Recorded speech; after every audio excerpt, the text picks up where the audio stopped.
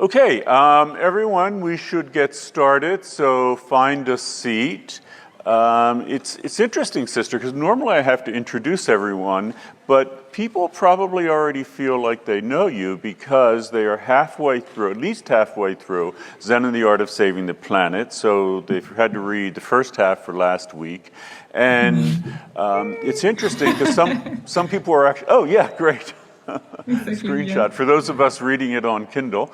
And some people are actually listening to it as an audio book and commented, because everyone has to make a comment on it, that they really liked your voice and they found it very calming because you're actually reading the sections that you did. So that's great.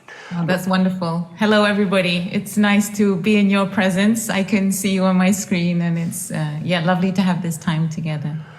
Okay, everyone, can you join me in welcoming Sister True Dedication here to English Community? So, Sister, I've been asking everyone to start in the same way. If you could tell me how you got interested in this, and it's not just the climate crisis and nature or whatever, but in Buddhism itself. How did this all come about for you, just to give us a little background? Okay. Well, it actually started when I was in college. And I think I felt that I was going to college to learn everything I wanted to learn about the world and to try to understand the meaning of life. And I don't mean that in a sort of pretentious way, but I just really thought, finally, I'm somewhere where I can expand my mind. And so I really had that expectation of my college years that I would meet wise people and understand more about life. And I went to Cambridge University in the UK, so it's meant to be one of the better ones, I guess. And I discovered that at the end of my 3 years, a friend of mine died suddenly. And I felt just as I was graduating, and I just thought, holy macaroni, like life is so short, we don't know how long we have. And my college studies have not transmitted to me, not explained to me any of the deeper questions. I was studying political philosophy and gender history and the history of revolutions. But I still felt it didn't teach me anything deep enough. And so just after I graduated, literally like a month later, I got on the train and I went to find this famous Zen master in the south of France, who apparently was one of the wisest people alive. So I was like, okay. And I was so afraid it was a cult because I thought, oh no, it's going to be like a cult. And then, what happens in cults, people end up shaving their hair and wearing weird clothes and stuff. So I was very afraid it was a cult. But actually it was a place of wise people. And I actually met, for the first time in my life, I met wise women. So I met these very inspiring nuns, Zen nuns, who I thought were the most fantastic people. So that's how I got into it. And then I was already very passionate about the earth, and I was already a peace activist at university. So I kind of came into the monastery with a huge amount of kind of engagement and activism. And the promise of monastic life, like living simply, giving up all worldly possessions, living a celibate life, and living kind of in community, I felt was a way that I could share my love for the earth, meaning I could live leanly, like live lightly on the earth and put all my energy to be of service. So that was that's how it came to be that my activism and my love for the earth and my kind of wish to live a life of service then ended up expressing itself like this, which obviously is not so normal, but it's a beautiful path. Okay, that's great. So for everyone in the room, the Q&A is open for lecture number 12, that's week number 7. And Sister, how this will work, well, you've been here before. Students will ask questions and I'll be able to read them here. But first I have a couple more of my own. So it's not always intuitive to folks, and in fact, one of the comments I kept reading again and again from last week is how Buddhism or how mindfulness meditation would have any connection to environmentalism or climate activism. Could you flesh that out a little? I mean, I know you wrote a book about it, but just to give us the idea here. Yeah, so often we speak about what are the systems that we need to shift as a society, as a collective, in order to change how we're impacting the earth. So you can come in at the gentle end, the shallow end. Mindfulness gives us greater awareness and agency about our daily choices. So consumerism, if we want to become awakened consumers or consumers with greater free will, greater agency, greater power over our choices, instead of being kind of victims of advertising or the collective kind of consciousness that tells us like we have to kind of overconsume, mindfulness gives us a certain freedom and agency to stop, pause, and see clearly and shift some of our consumer habits. So that's at one end of the system, right? But we also know that there are the larger systems that we have created as societies, like the fossil fuel economy or our current version of capitalism. And in the Buddhist teachings, we talk about and learn to experience a worldview, a way of seeing the world that is far more interconnected and far more respectful. There's more reverence, and we see the connections between everything. And so if we could say that the wisdom of Buddhism, this beautiful, ancient, 2,500-year-old tradition of wisdom that's come to us from the East, carries within it a different form, a different way of relating to the natural world, which is far more respectful, and we see the interconnections. Whereas like the Western paradigm of extraction, appropriation, profiteering, it's kind of like a very kind of colonialist kind of paradigm towards the planet that involves extracting the planet as though it's something really separate from us. And so in Buddhism, in the deeper teachings of Buddhism that we begin to touch with our energy of deep looking and mindfulness, we start to see the web of life being completely interwoven, and that ultimately we arrive at the insight that to destroy the earth is to destroy ourselves as humans. To destroy the earth is destroying humanity. So that is where we come to through our practice of mindfulness and meditation and deep looking, and through the deep insights of Buddhism that are ancient and come from the other side of the planet, but have a lot of wisdom in them. And that's why we could kind of say that Buddhism naturally carries within it a kind of deep ecology, a deep respect for all life. And many of us, we know Buddhists, vegetarian, and we don't like to kill and so on. And this comes it's not just like a faith or a belief, but it comes from deeply understanding the interwoven web of life that includes the air, the waters, the earth, and all living beings. And that interwovenness of life, your teacher, Thich Nhat Hanh, coined as interbeing. Is that what you're talking about there? Yeah, exactly. This is a wonderful word that he kind of coined, he created to describe this kind of togetherness, this inseparableness I guess kind of interbeing is a very important word in our tradition. We see the interbeing of life, the interbeing of forms of life, expressions of life, but also interbeing goes very deep. So we also see the connection between, for example, the past and our ancestors and the future. That's what we call the interbeing of time. We have interbeing across space. And so to really see that, in the Western kind of, I guess you could call it Cartesian, from Descartes, this way of like chopping up the world into kind of systems and structures and things that are outside of each other. But in Buddhism, the inside of Buddhism, we learn to see the world as inside each other, the ways in which everything is connected. And that's very empowering, because any action that we do in our own lives is deeply connected and has a resonance far wider than we might normally imagine. So interbeing is a very powerful and empowering concept, but also a way of being in relationship and a way to see our daily actions, the way we consume, the way we speak, the way we act, the way we think. And then ultimately, things like the kind of path of life that we will choose, that will have huge kind of reverberations because of the interconnectedness of everything.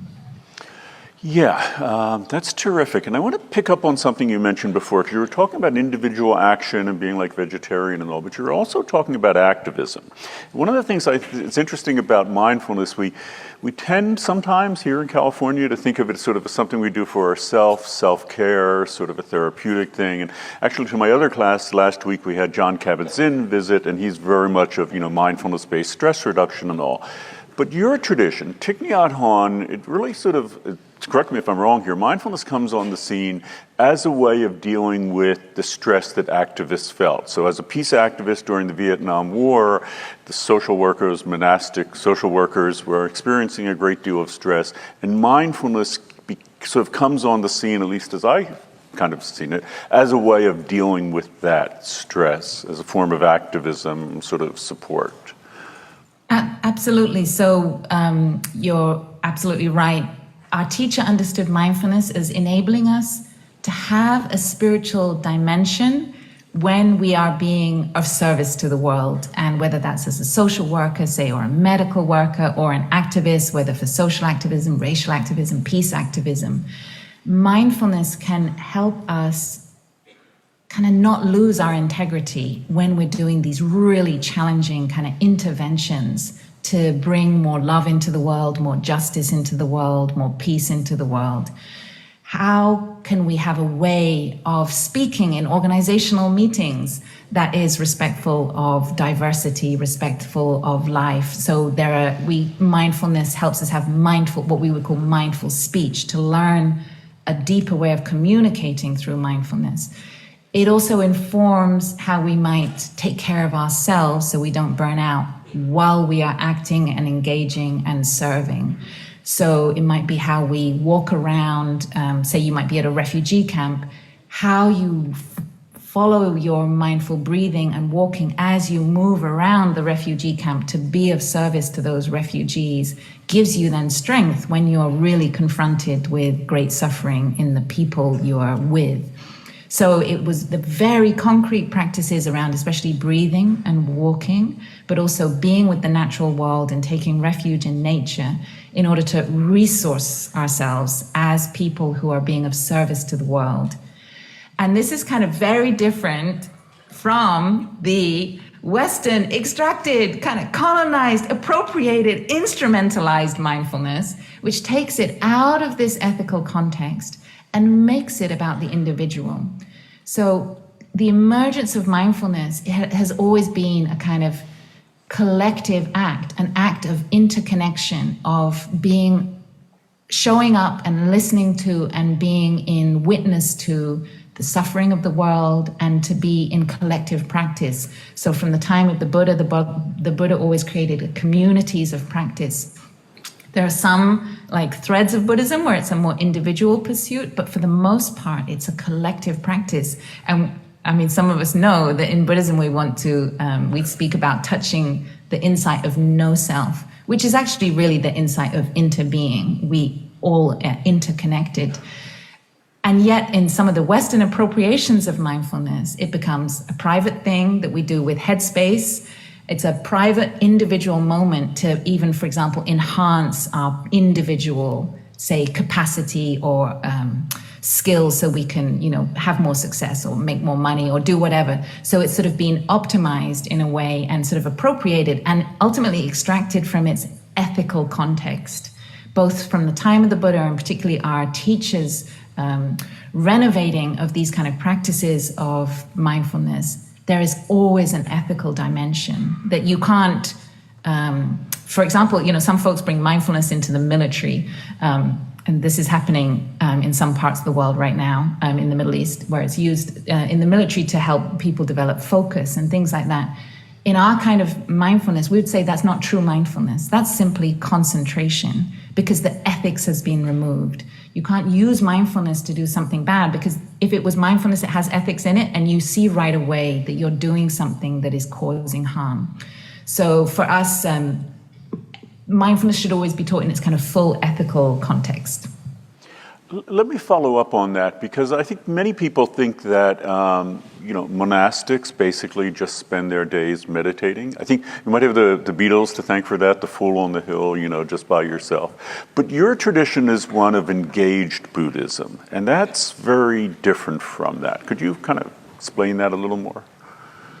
Yeah, I mean, in the US, you have the Peace Corps. I don't know how active it is at the moment, but I guess we're kind of like a Peace Corps or something. We're really a community of service. So our monasteries are, we call them also mindfulness practice centers. They're completely open.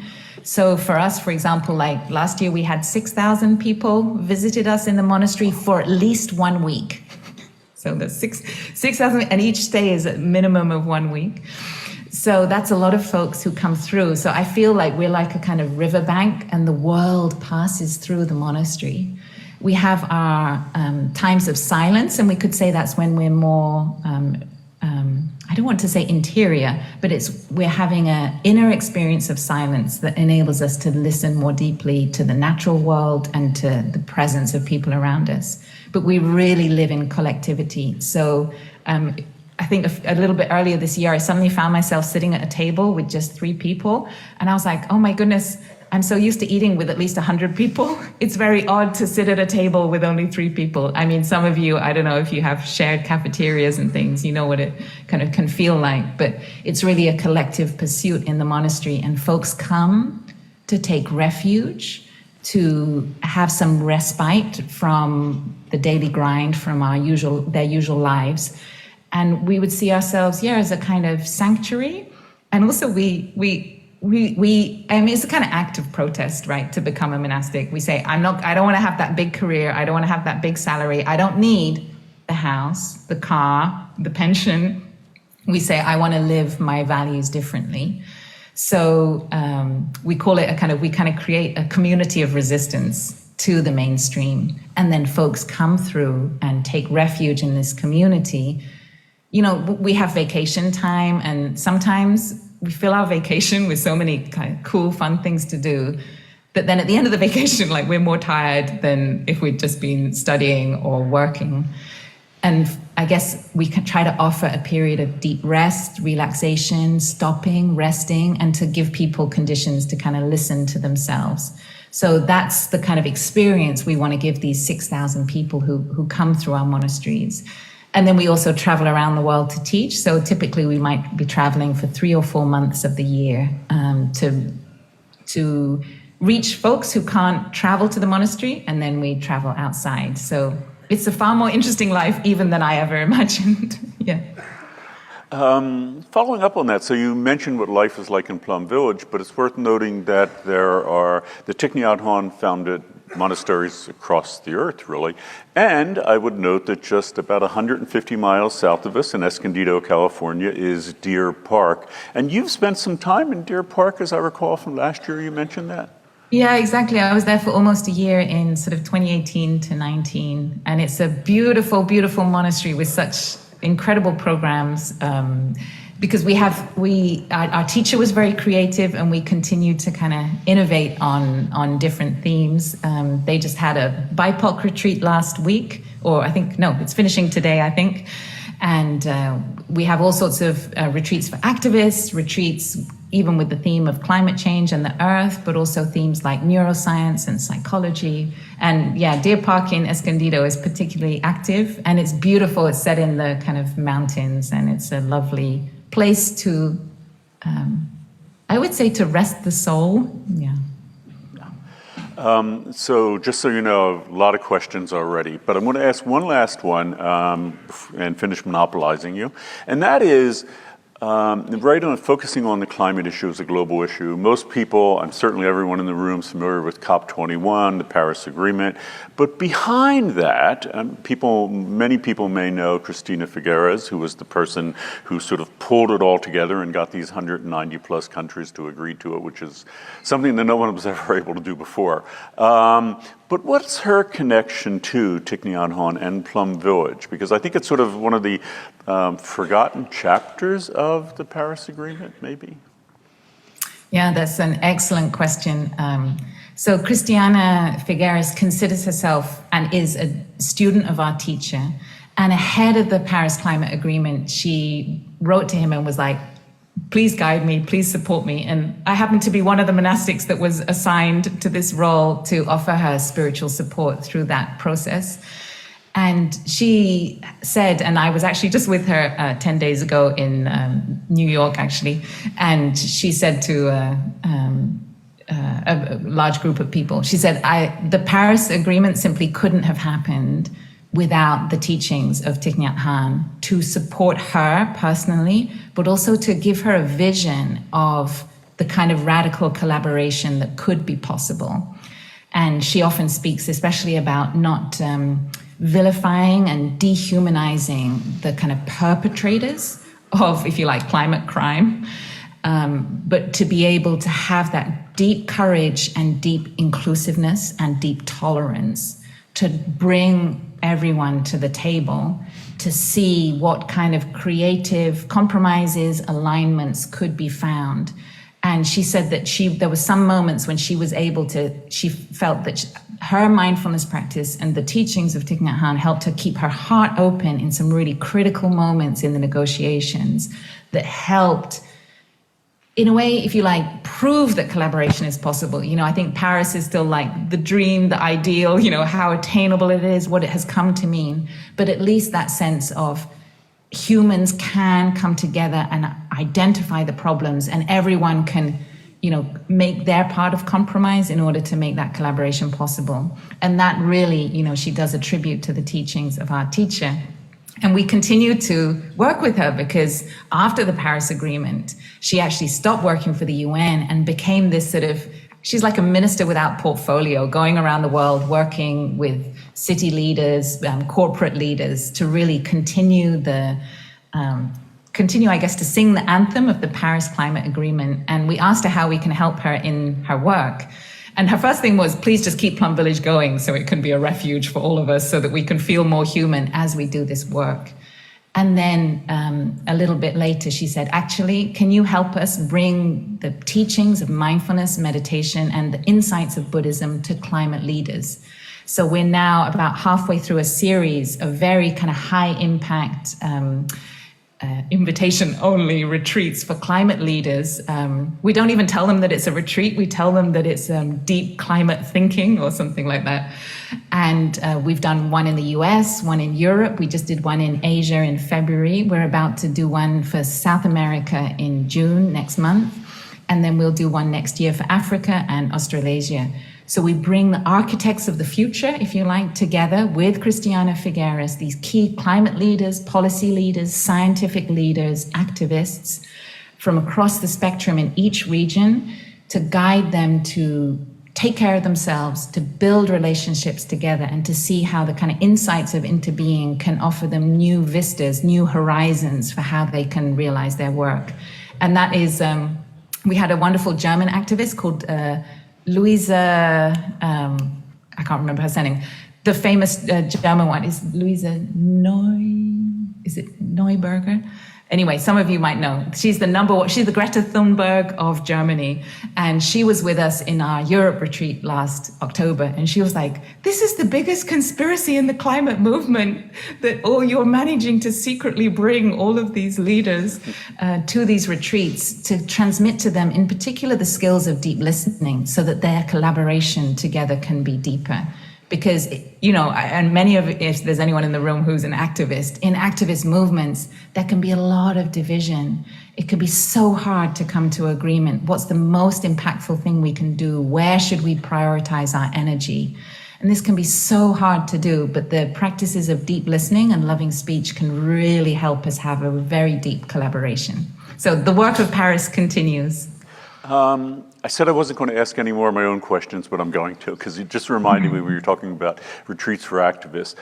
You have been doing an online version of Zen and the Art of Saving the Planet. Is that going to be happening again soon? It will.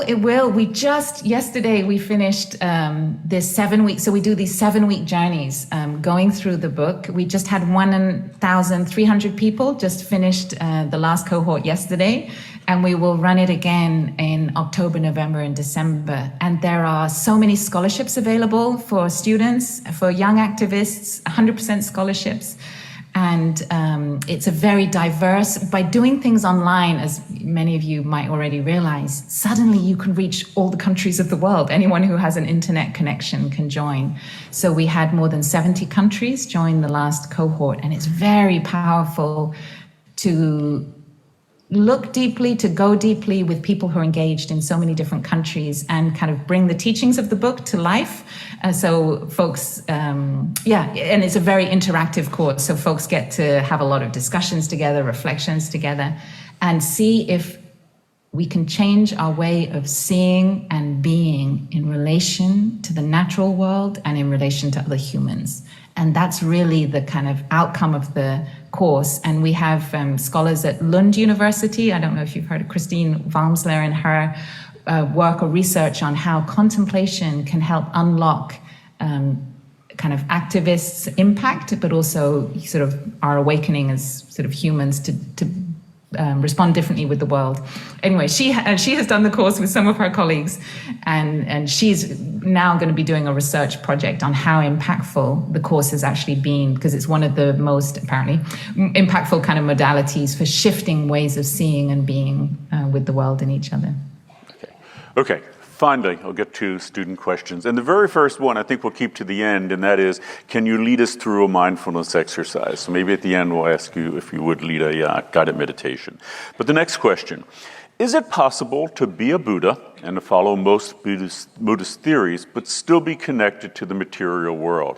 Is there a gray area between Buddhism and our material world? Yeah, that's a very good question. I think sometimes we can think that Buddhism is so idealistic that it's not kind of grounded in reality. There are material things we do give up, like a personal bank account or the car, the house, actually even healthcare, which is a fun fact. But we give up certain things, but of course we use and need material things, right? I'm using a computer to make this Zoom. We have, I don't know, I have a notebook here. We have, various things. We have pocket money every month. So I would say even as a monastic living a kind of life of simplicity, there are still deep moments of engaging with the material world. And whether you have, 200 euros a month to spend or 40 euros, which is our pocket money, you make decisions. It's very interesting. You still have consumer decisions. Am I going to buy the croissant or the toothpaste? So you get to have that material engagement. What is most important to us to spend money on? And I think for when we live outside in the world, it's not that there's like sacred things and profane things. That's like the Christian framing. It's not that that the Buddhism is otherworldly, and then our material actions are not Buddhist. So I don't know, say you like, bubble tea or something like that. You can go and you can drink your bubble tea mindfully, and you can engage with the person preparing your bubble tea in a super mindful way. And you can, be aware of where the ingredients of your bubble tea have come from. And the moment of enjoying that bubble tea, maybe in the company of friends, can also be a sacred moment. It's not that because it's involved the material world that it can't be a sacred moment. And the same goes for kind of so many things. For us, we're very interested in mindful eating in the monastery. And some of us may have seen different kind of settings of mindful eating where it can look really rigid or very kind of structured. In our tradition, it's very relaxed, very peaceful, it's silent, but everyone's might be smiling or very aware of each other. And so something as simple as like eating your lunch can also be a kind of sacred moment. So it's not that there's so much renunciation in Buddhism that we can't live and engage with the material world, but it's how we do it. And even at the time of the Buddha, he gave teachings to like business people. And it's like, okay, you can be a mindful business person. You bring your awareness of the well-being of your colleagues, the impact of your product, the well-being of folks in the factories or the people who are making your product. So mindfulness can be brought into these very materialistic settings and help us have an ethical dimension, help us have more compassion, help us have more respect for each other, have more tolerance, less discrimination. So mindfulness is like an energy that can operate even within the material world and bring a sacred dimension to whatever we do and whatever path we choose. It's not that, like to be a monastic is good and to be a businessman is bad or something like that. Buddhism doesn't discriminate like that. You can be, there may be business people who are more awakened and ethical, than someone who's not doing so well as a monastic, right? So there's different ways it can work. So the next question really gets to, I think, one of the deepest teachings of Zen and the Art of Saving the Planet, and also confusing. So here it is. You mentioned the humanity's impermanence and our eventual extinction is an inevitable fact, and that we must accept that fact in order to find peace. But how can this mindset inspire the urgent action that we need to address climate change right now? If we mindfully accept our inevitable demise, what incentive can we give people, both people in power and people not in power, to change our course and stop destroying the planet? Very good question. Thank you for engaging deeply with this, whoever asked this question. It can seem that if we were successful in accepting the eventual demise of our civilization, it could seem that then we would give up, right? Or then it's like there's no point. So we might guess that. My own experience, when I heard these teachings from our teacher and when I sat with them, walked with it and kind of visualized it, actually the effect literally in my heart was not of despair, but if it is true that our civilization will end one day, there's nothing to lose. Like there's nothing to lose, there's everything to play for, because it's gonna be messed up anyway. So then somehow actually what it does is the function of this contemplation on the end of civilization is to release us from our fear. So I think sometimes we make our actions conditional, right? We'll say, I'll only go on that protest if I think it will be effective.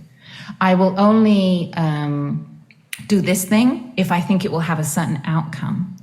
And in Buddhism, we learn that action with the right intention and kind of the wholeheartedness of the action, we take the action unconditionally, no matter what the outcome. And that's because we understand that the energy of the action itself carries within it the seed of the outcome, if that makes sense. There is the energy with which we do something is as important as the outcome, maybe more important than the outcome. And my own experience of contemplating the end of civilization is that it has just liberated me to have so much more energy to do things. And that's because that contemplation doesn't just exist by itself in Buddhism. It goes along with reverence for life. It goes along with our principles of non-violence and reducing harm. Because even though some aspects of our civilization, the kind of apocalypse, some aspects of our civilization may not be there in 3,000 years, let's say, 2,000 years, maybe a lot sooner, maybe in 100 years, 200 years. There will be things that continue. There will be energies that continue. And that's the kind of force of probability that we are bringing to the world. And our actions now will determine that, will determine how humanity responds to social collapse, for example. So it's not a nihilistic contemplation, but more one that releases our energy from the fear. And there was a part to the question, Ken, about people in power and how they might respond. Could you repeat that phrase again for me? Yeah, let me just go back to it. Hold on, I have to scroll up. What incentives can we give to people, both people in power and people not in power, to change our course and stop destroying the planet? So I think the incentives come from how harmful our sense of disconnection and disaffection can be. Like that nihilism of kind of giving up, what the hell, that is already harming whoever has that kind of mindset. And so the incentive comes from any action to care for the earth, whether it's as simple as eating a few vegan meals in a month. That action is an action not of resentment or frustration, but it's an act of love and it is complete to itself, and then it nourishes the person who does it, rather than someone who's like, everything is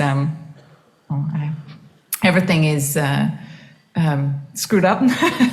So then, like, nothing I do can help, and that is a kind of dangerous way of thinking. It can harm ourselves. But when we flip that mindset, the incentive comes from acts of love to help the earth.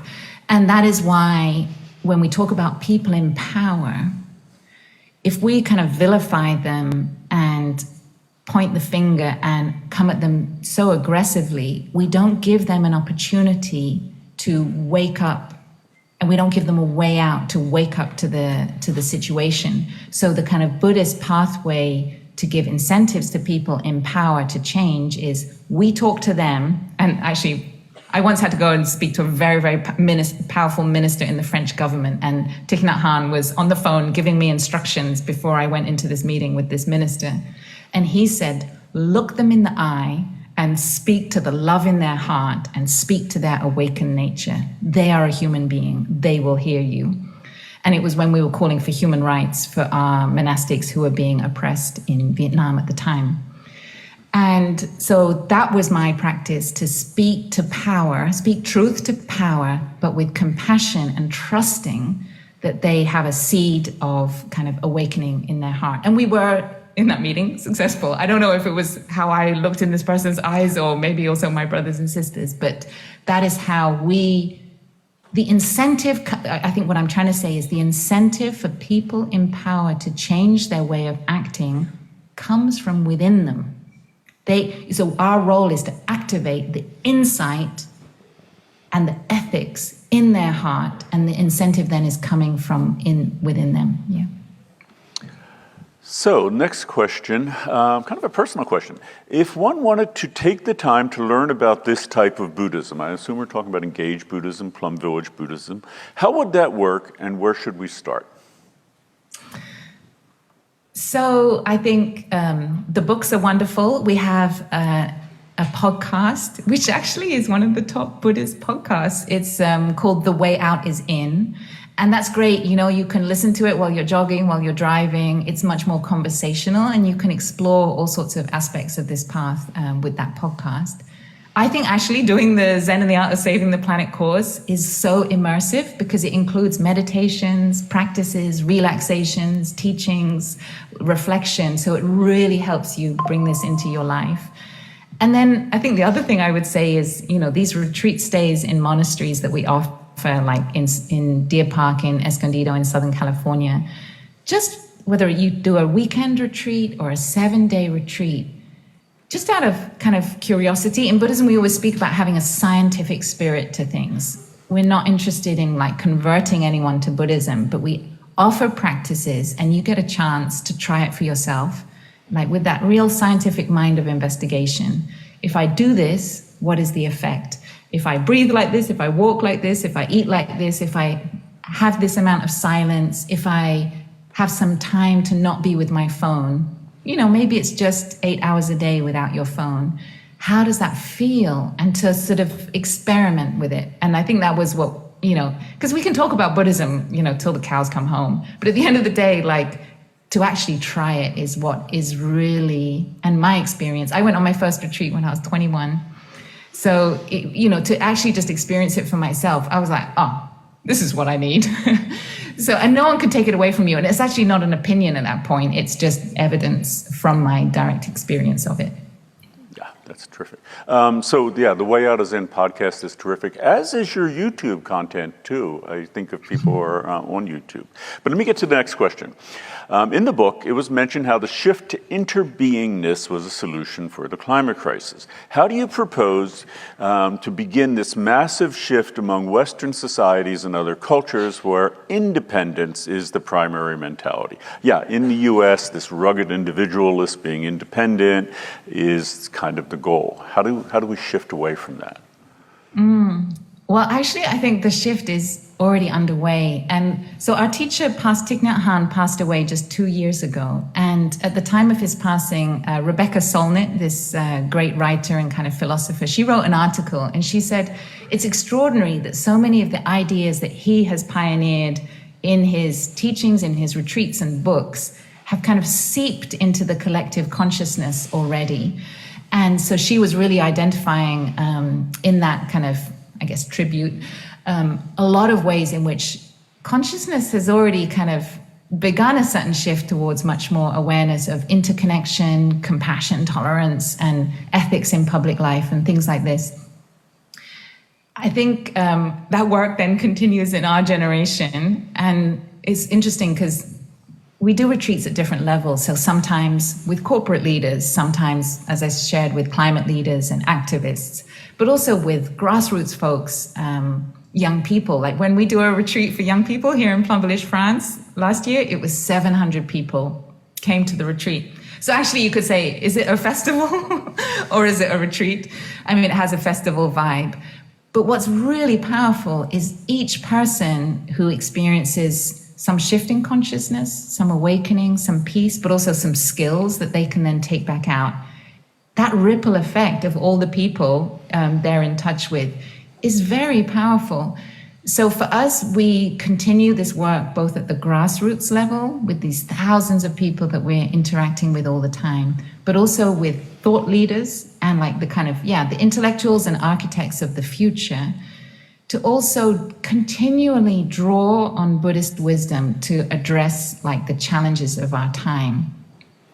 So I guess there's I do perceive already this shift in consciousness happening, and I'm just so passionate and determined to kind of keep fueling it. And that's really the work of our community, both from the thought leadership level, but also really the grassroots level that keeps us so grounded. And so it's not, I really want to say, it's not just an idea, but when you see someone go through a journey of transformation, whether it's in 1 week or a 7-week journey like we do with the ZASP course, you see that someone's whole way of living can change. And I guess, when we work with business people or we offer them the teachings, they always they talk about scale and speed for business growth, scale and speed. And sometimes they ask us, how are you going to increase the Plum Village teachings, scale and speed? For us, it's like we do what we do and we have a lot of trust that small actions have big consequences. And if we can shift the hearts, actually last year we had the CEO of IKEA came on retreat with us. And I was really hard on him on a lot of ethical points. But if I can shift his heart and if he can change the direction of his company, that's a shift. And if I can shift the heart of one primary school teacher who will be teaching hundreds of students through her life, that's also an impact. So we continue our work and we really trust in this interbeing of action. And literally on people's faces, we can really see that shift happening. And we all have a choice, right? We can live our life in the rat race or we can live a different kind of life. And it's just very meaningful to live a different kind of life and to know how kind of, rewarding that can be and how much benefit, it can bring. So the next one is kind of a personal question for you. How did you get the name True Dedication? Is that the name you chose for yourself or was it given to you? Did you abandon your name entirely upon starting your new life in the monastery? Oh, very interesting. So on the day that you ordain, so you join your palms and we kneel up. And I ordained directly with our teacher, Thich Nhat Hanh. So we join our palms, we kneel up, there's a big ceremony. He sprinkles water on your head and puts his hand here and, gives us good vibes or something. Then we make all the promises to follow the monastic code. And then we receive our name. And then right after receiving the name, our head is shaved for the first time by lots of people. So the name is given to me. It's actually a translation of the Vietnamese name. So in the monastery, I'm known by the Vietnamese version of it, which is Chan Hien Niem. So that's my Vietnamese name. And then on the certificate, he translated it as Sister True Dedication. And, there's a phrase in Vietnamese which is Hien Thang, like to offer. So I guess it could also mean like offering or something like that. My ordination moment was completely traumatic for my blood sister. She was sobbing through the whole thing. She couldn't bear to watch my head be shaved. But when she saw the name, she was like, that's a really good name for you. So I have like seared in my heart this memory of my sister saying, that's a good name, while she was like through her sobs and in great distress. And I guess so the names, when a teacher gives a student a name, it's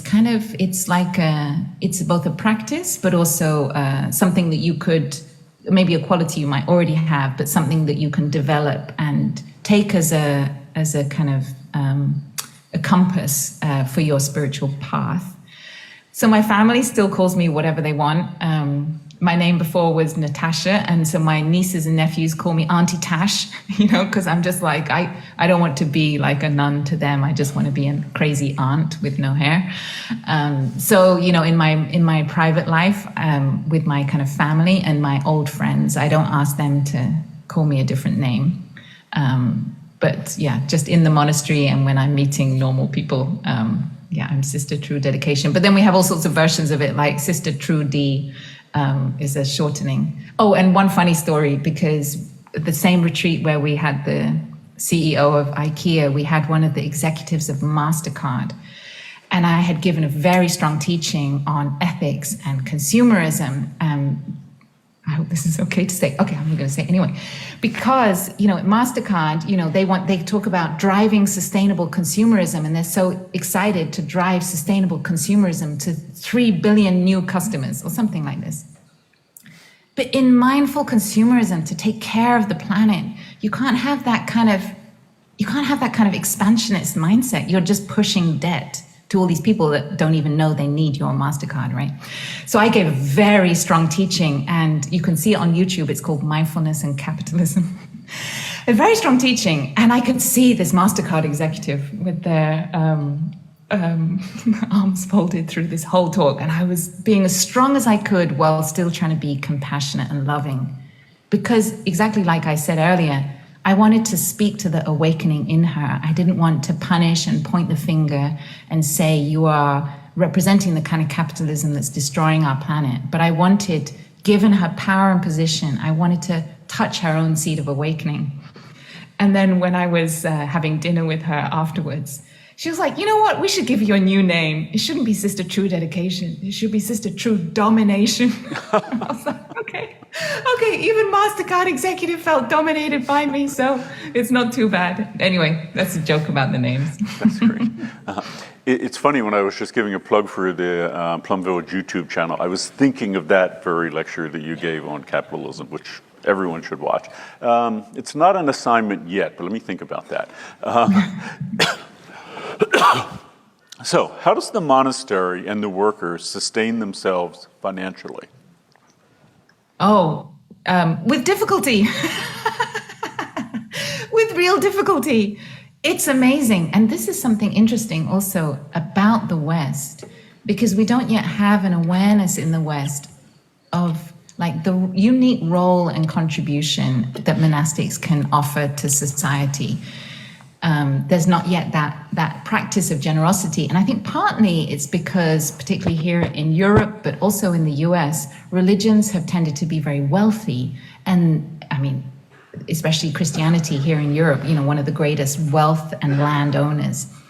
So for us, it's a really interesting struggle to sustain ourselves financially. When people come on retreat, we do kind of set a rate that is, we feel reasonable and accessible, but we try to offer so many scholarships to enable young people to come, because part of our commitment is to always stay in touch with the young generation. And I think that makes us quite different also from many different retreat centers, because you can come across very expensive Buddhist mindfulness experiences. And for us, we're really committed to be accessible.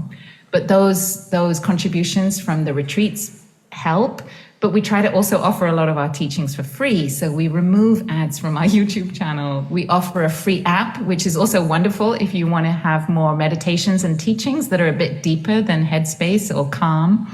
We have the Plum Village app, and that's for free.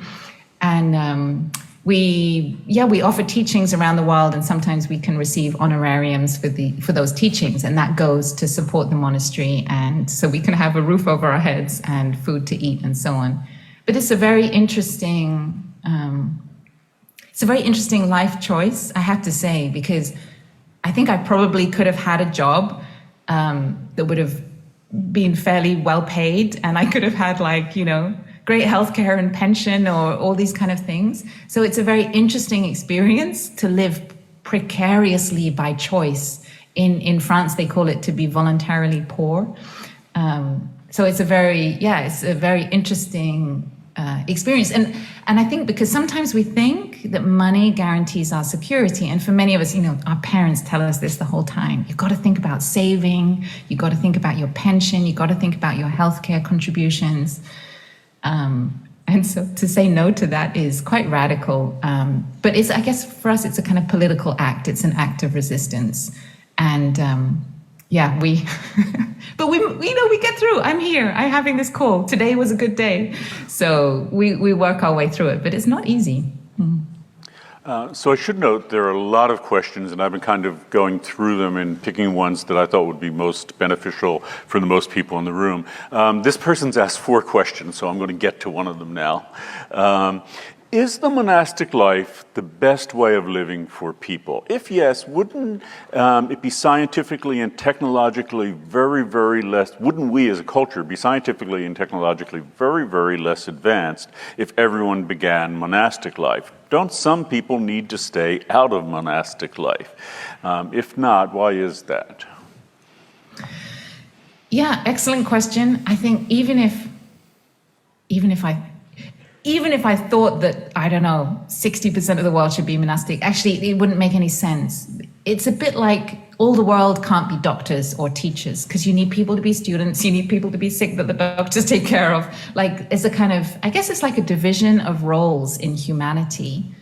And I think those who can be monastic, it is an act of service to the rest of humanity that kind of isn't, right? So there's a deep interbeing, this word again, there's a deep interbeing between it. You literally can't have a society that's 100% monastic. So we are reliant on, the labor, the farmers who make the food, although we do grow some of our own food, but we're reliant on, people that keep the economy going. We have to pay tax, but, we contribute our part from what activities we do. But so we are still a part of society, but it's like we play a special role in it, I guess, or one role. Not to say that it's, and I think this is fair, not to say that it's any more important than the other roles, the folks who collect the trash, the folks who, farm the fields, who are the firemen, who are the teachers, who are the doctors, who work in the banks. So society needs everyone. And so we have that gratitude. And actually, you might be familiar with the image of Buddhist monastics, begging for food. And that's because we say that, actually one of our names for ourselves is beggars. Bhikkhu is the monk beggar, and bhikkhuni is the female nun beggar. So we beg, and basically there's an exchange. So there's still an exchange. We offer teachings to beg for our food. And so that reminds us that we are dependent on others to make our lives possible. So there's no sense in which we set ourselves apart or feel superior to or independent from or better than everyone else on whom we depend, but towards whom we're in service. It's amazing. Literally the monastic life is, relatively hard. I think our community grows by between 50 and 100 monastics per year. And, some folks last 1 year and then they're like, this is not for me. Other folks, they might last 2, 3, 5 years, 10 years. But, I would say maybe half the folks who try this life don't stick with it. So even if people experiment with it, it's not a life for everyone because we are really training a completely new way of being. And sometimes folks are like, you know what? just want to live a normal life. I've done what I can. This is too hard. So next one. You mentioned waiting for people in power to wake up. Can you say the same for those responsible for genocide?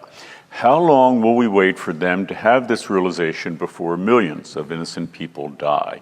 I personally don't think that waiting for perpetrators to realize the bad that they are doing is effective. So thank you for this question. This is such an important topic at the moment.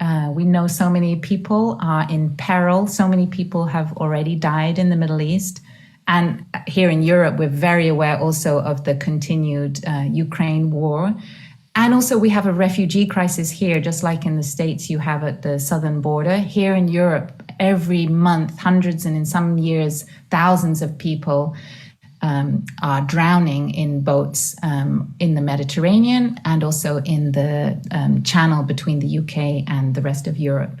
So for us, we're very aware that there are people in power whose decisions are leading to huge suffering in so many places, and particularly now in Gaza and particularly in this moment in Rafah. For us, in Buddhism, so there are many ways to address these crises and violence and horrific killing. There are kind of political responses. There are, if you like, legal responses, like with the International Court of Human Rights. And then there's also kind of spiritual responses. And we need all the different kinds of responses. So we come to this as a spiritual community that has a background in peace activism and reconciliation. And for us, when we look deeply, declarations and words are not enough to end wars. There are roots to the wars that we have to focus all our energies and actions on those deep roots of war. They are, for example, if we take the Middle East, the systems that are in place, the military-industrial complex, the trillion-dollar weapons industry that is profiting from this murder. So we can speak about the systems of kind of militarization and then the technology that is going with that, including, for example, the unmoderated use of artificial intelligence, as some of us may be aware, for those drones. There are some real deep ethical issues about this military system that is holding that war, that conflict in place.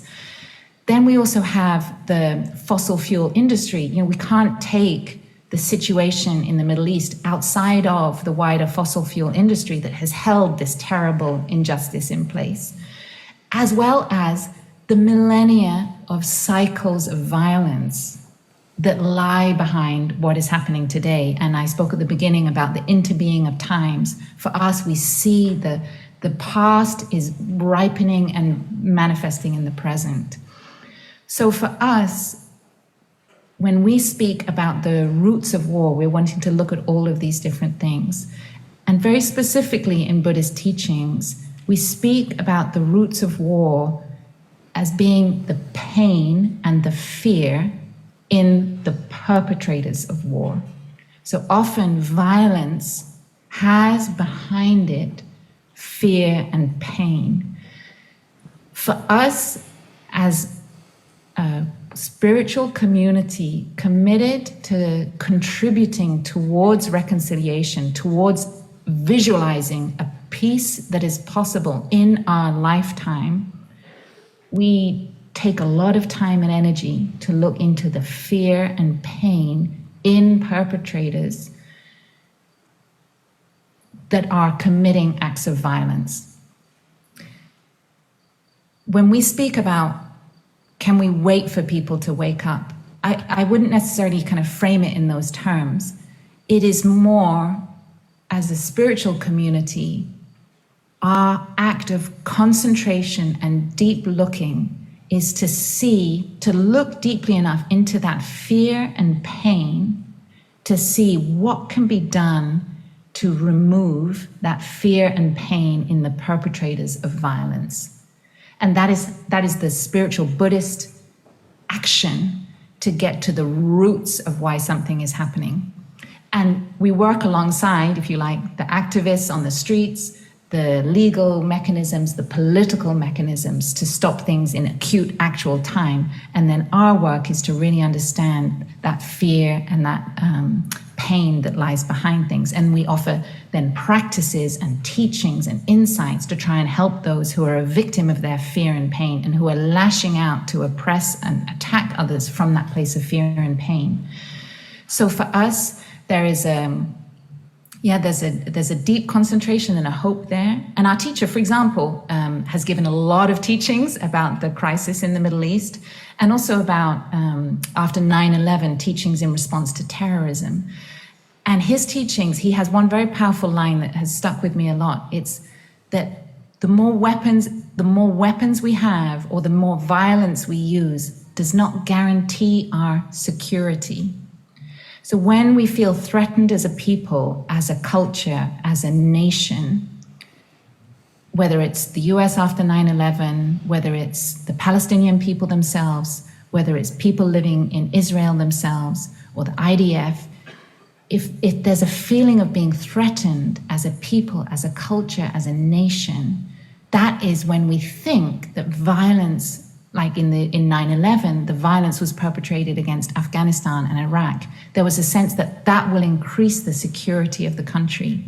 But our teacher said a very powerful thing. He said, only compassion can guarantee our true security. Violence only creates more violence, and we haven't interrupted the cycles of violence.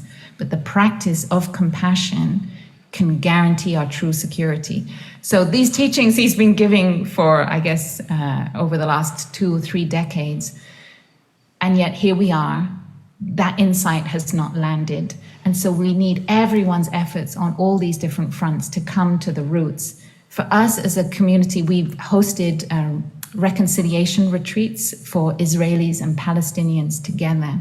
And as part of our commitment to contribute to believing that peace in the Middle East is possible in our lifetime, in the future, we're committed to use words that contain within them the seed of reconciliation. So all our actions now are to find that way out, to find that way forward. And our role right now is to see how that path can be possible. Yeah. It's worth noting, we often think of Thich Nhat Hanh as sort of the famous because of mindfulness, but he really comes on the world scene as a peace activist many decades ago. But one last question, and it's kind of one you've already answered, but just a quick question. How do you partake in this program? And I guess that means the online program for Zen and the Art of Saving the Planet. Is there a cost involved? Yeah, thank you. So if you go to plumvillage.org, ZASP, Zen and the Art of Saving the Planet, ZASP. You can sign up there, and there will be hundreds of free places for the autumn cohort, which starts in October. So you can apply for a free place. And I think in the last cohort, we had 400 free places or something like that. So there's no cost involved, but if you want to make a donation to contribute, that is welcomely received. Yeah. So I'll go back to that first question we had. If you have time, sister, could you lead us in a guided meditation to finish? Yeah, absolutely. So I guess I'm going to now really focus on seeing you all on my screen. So I invite you, if you would like to join this meditation, it's optional, only if you feel comfortable. You can put down whatever devices you might have, and you can see if. So this is, I guess, a moment of self-care. It's not like a hypnosis. It's a moment just to kind of check in with ourselves and with our body, if you feel comfortable to do so. So one thing we find that's super helpful is just to sit forward a little bit on your chair, and we'll just establish a kind of more upright posture. And you can maybe, if your legs happen to be crossed, you can kind of put both feet on the ground. And this helps us find the stability. We call it our sitting bones as we're sitting on the chair. Find our stability in relationship to the planet that's going to be through the chair, through the ground, through the floor of this auditorium, down to the earth. And really we start to feel the weight of kind of our relationship to gravity. You know, gravity is happening where our feet are touching the ground, our buttocks on the chair. And then we can feel our spine. And I know studying, our shoulders are always so rolled forward. So we can naturally like just roll open our shoulders just to give our lungs a bit more space to breathe, to release a little tension that might be there in our shoulders. And often when I'm coming back to myself to follow my breathing and listen to my body, I kind of wriggle my fingers a little bit, because when I'm typing or on a device, I can get a lot of tension in my hands. So then we let our hands just curl naturally in our lap. And if you like, you can half close your eyes or keep them open, but gently begin to become aware that we're a human that is breathing in this moment. You know, there may be a lot of things going on around. We might hear the movement of the people around us. I don't know, the aircon in the hall or any other sounds. But we can also feel this very intimate experience of our breath. And as we breathe in, our belly or our diaphragm naturally wants to expand. And as we breathe out, it kind of relaxes. And being in touch with our breathing, like the whole upper part of our body is like participating in receiving in this fresh air that is nourishing every cell of our body. And as we breathe out, on that out breath, we can gently relax any tension we might already have. Even though it's early in the day, some tension might have accumulated. And we can give ourselves permission to rest and relax. Following the in-breath, I am a breathing, alive person. With the out-breath, I give myself permission to relax. Breathing in, I am alive, still alive. Life is precious. Breathing out, relaxing, cherishing life.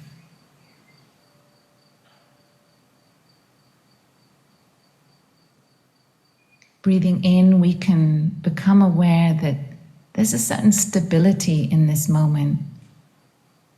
We can visualize ourselves like a mountain, solid. And breathing out, we rest in the stability of this moment. Nowhere to go, nothing to do. The power of this stillness.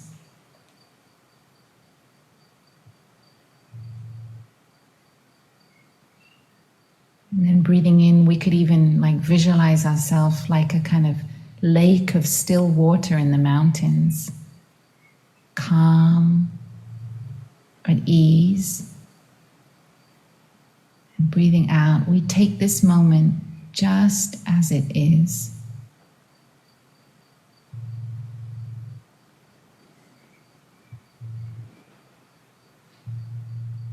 And as we continue to breathe in and out, we can also really get in touch with a feeling of spaciousness.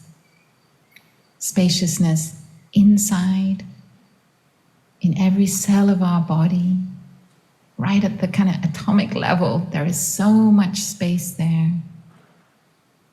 In this stillness and silence, there's also space. And breathing out, right in this moment, we can touch a certain freedom, a certain ease, feeling spacious as we breathe in, feeling at ease, feeling free as we breathe out.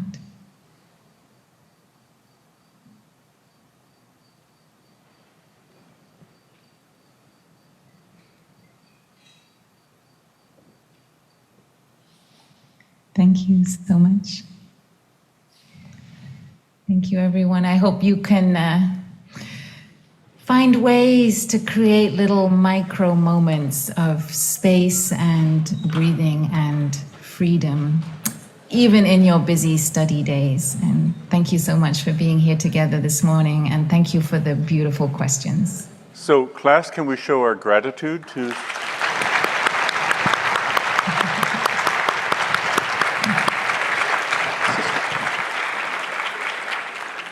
Many thanks, sister. Thanks so much for, again, coming to visit our class. Thank you, Ken, and thank you everyone for such thoughtful questions and for being here together. Thank you. Thank you. Bye-bye. Bye-bye.